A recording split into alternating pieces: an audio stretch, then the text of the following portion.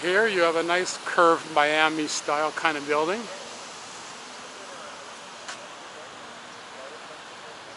And as you can see, well, once I get around this, you'll be able to see there's store entrances on the street here for the retail. This is going to be the main retail street, Merchants Wharf, in the area. And all along here, it's going to be all retail. It's going to be a retail center here. So here's the sign here, Merchants Wharf. They got a pool out top there on the balconies, or rather on the patio there. Design is interesting. So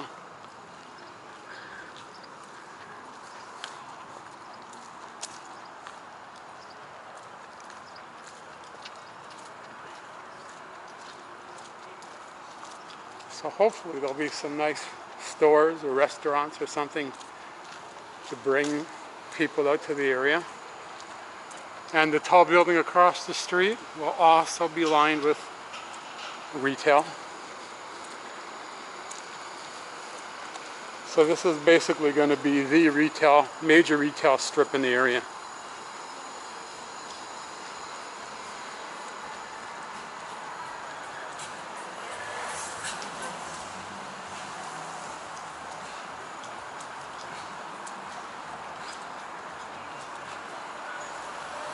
Edgewater Drive.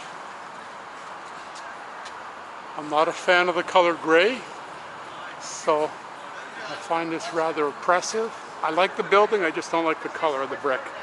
You would have used white or blue or some, vibrant color, would have been much nicer, but it is what it is.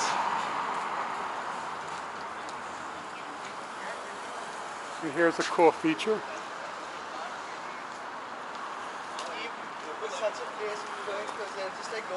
They can open and close those doors there in the winter, summer. So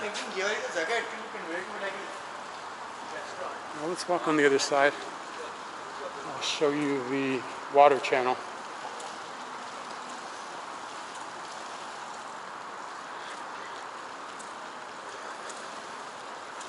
This is a nice big splash pad for the kids, and also a skating rink in the winter.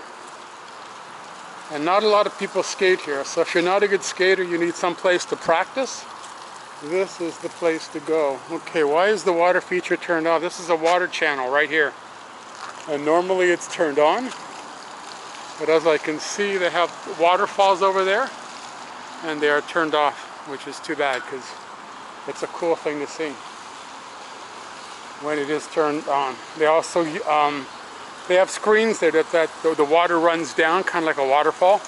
And at night they have lights that shoot up. And I can see the light fairly faintly, rather. I see blue. But yeah, they're colored lights. The water flows from right here. These are all full of water when it's working. Right there. Also right there. And across the street there, they got the big water channel there. It's a water purification system, I think. It's built underground. So imagine all this here lined with stores and restaurants. And lots of people in the summer. Lots of tourists, I guess, that'll be coming here. And across the street, you have this building here, designed by Moshe Safdie, Canadian Israeli architect. Well, not a Canadian, he lived in Canada, but he's not actually born in Canada, he's born in Israel.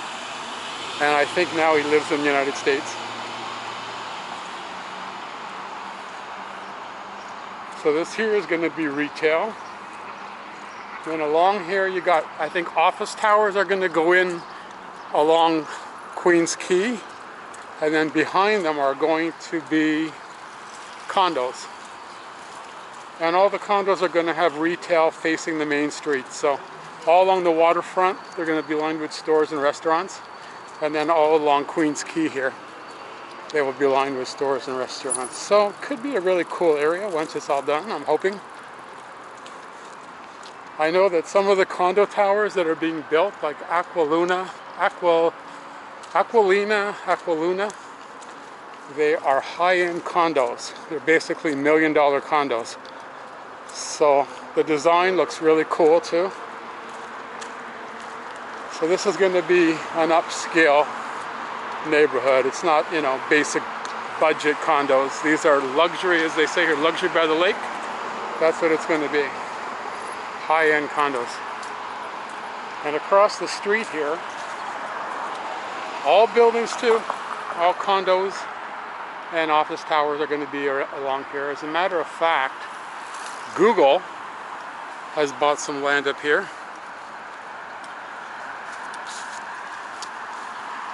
And Google is redeveloping a brand new neighborhood. A lot of controversy going on with that. What kind of privacy measures they're going to have, because they're developing different ways of keeping track of what humans do, right? Collecting data.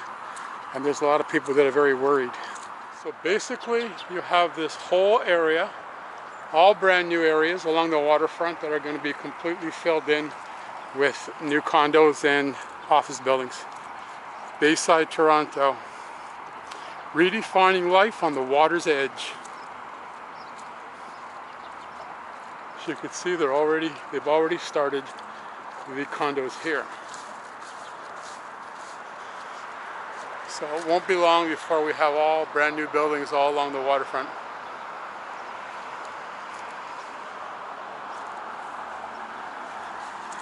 And all these businesses are moving. That's why you see there it says moving sale. All those buildings are sold to real estate developers. Aqualuna.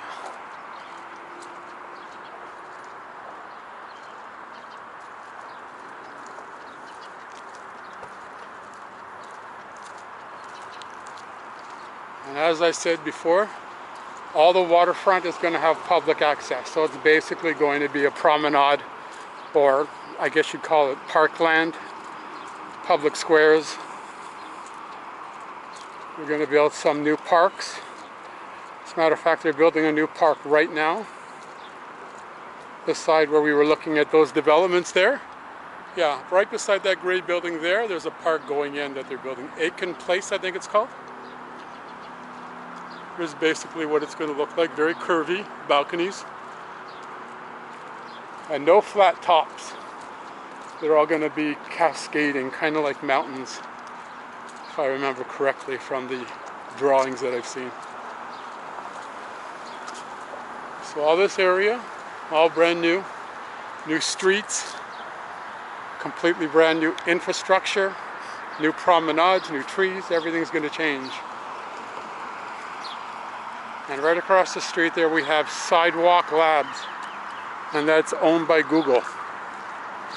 So let's go check that out. If we don't get killed crossing Queen's Quay.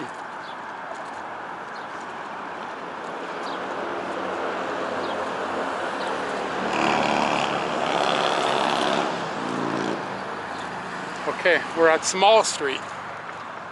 But Google doesn't think small, because they bought this plot of land here and they are already trying to buy the Portlands. They're trying to negotiate a deal where they can have access to the Portlands, which is a huge area, hundreds of acres. And some people don't like it. So yeah, this is what Google is going to develop. They're going to build mainly wooden buildings from the renderings that I saw.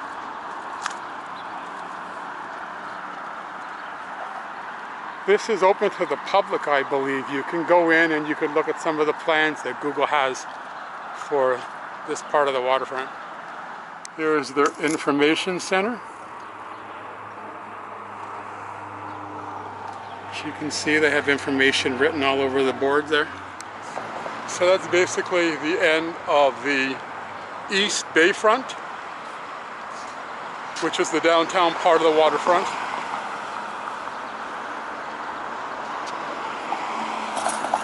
They are keeping those silos over there, those cement silos. It's a protected heritage feature, just to remember the industrial past of the waterfront. But there's talk of turning them into hotels, making them really cool by painting them and things like that. And now we're at the Gardiner Expressway and Parliament Street, which is the Distillery District. As soon as you come out from under that bridge, you are in another touristy area called the Distillery District, lined with art galleries, stores, restaurants, bars, nightclubs, all that kind of good stuff.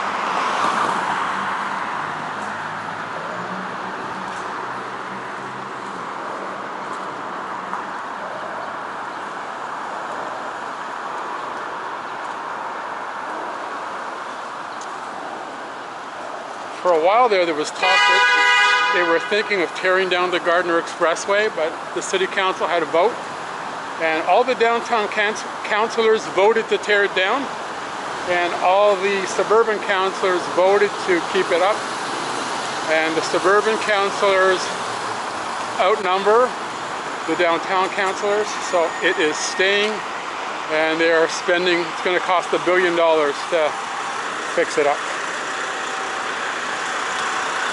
It's not used by a whole lot of people.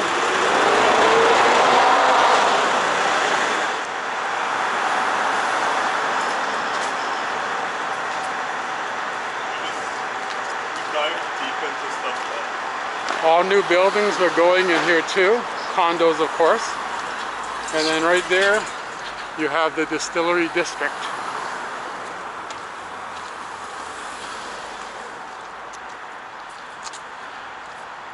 So yeah, all this area is going to completely change too. Whole bunch of changes in this city. People come here after 5-10 years and they can't recognize whole districts. All the buildings have changed. Toronto is the fastest developing city in North America. It's also the fastest growing city in North America by a huge amount.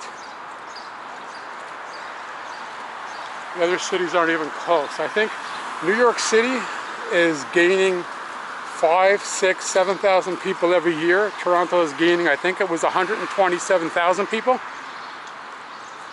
So it's not even close. Same with Chicago. Chicago's actually losing population, where Toronto's population is growing like crazy.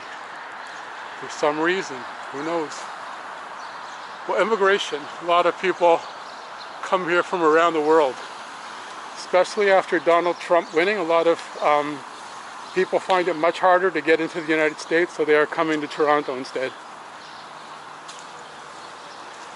This is what I was reading. A lot of well-educated, high-tech professionals have now come to Toronto, making Toronto the fastest growing tech hub now in North America. It's even beating San Francisco and Silicon Valley in terms of attracting new people. And that supposedly is because of Donald Trump. He made it really difficult for people to get into the United States. And Canada's making it very easy to come in very quickly. And people are coming here, and surprise, surprise, they're actually staying because they're really liking it. A lot of people don't know about Toronto, so when they come here, they don't expect that the city is as built up as it is. You know? They're thinking it's a small, boring kind of place, and then they get here and they find out that there's a hell of a lot going on, lots of nice areas, and then all of a sudden, people that had no interest in coming to Canada end up staying.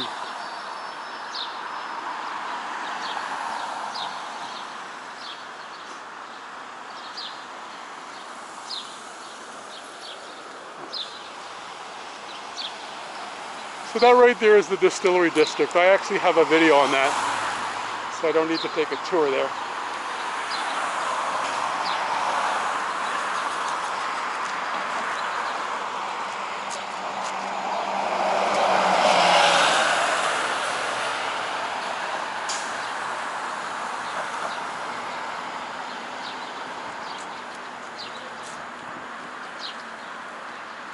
And we are on Parliament Street here.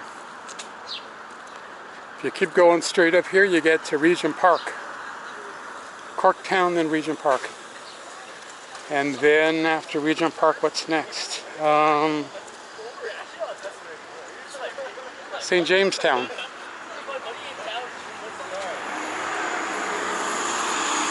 This is a data center. So if you use the internet, It's because of buildings like this that provide the infrastructure for the internet. Across the street you got the police station in an old historic factory. We're coming up to Corktown, and Corktown is the oldest part of Toronto. It's a historic district.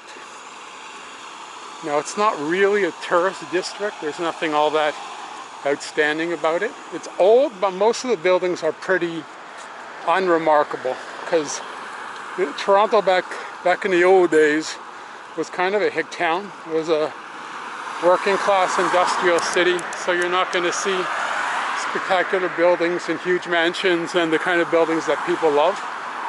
You're going to see old industrial buildings and very modest old homes, which are still quite nice and beautiful compared to modern buildings, which have very little decoration.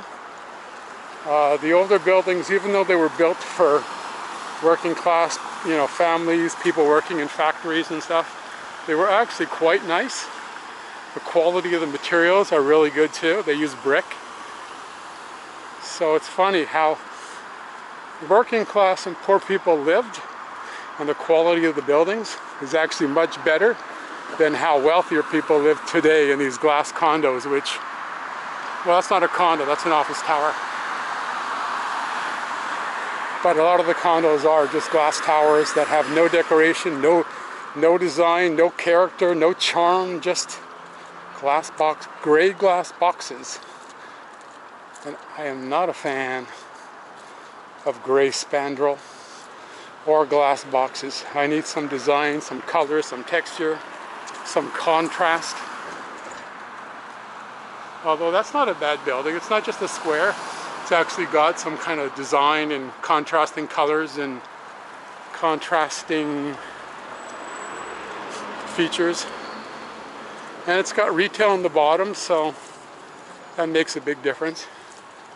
Some office towers don't, they just have lobbies, and there's no reason you'd want to walk by it or go into it. Okay, so that's basically the end of this tour.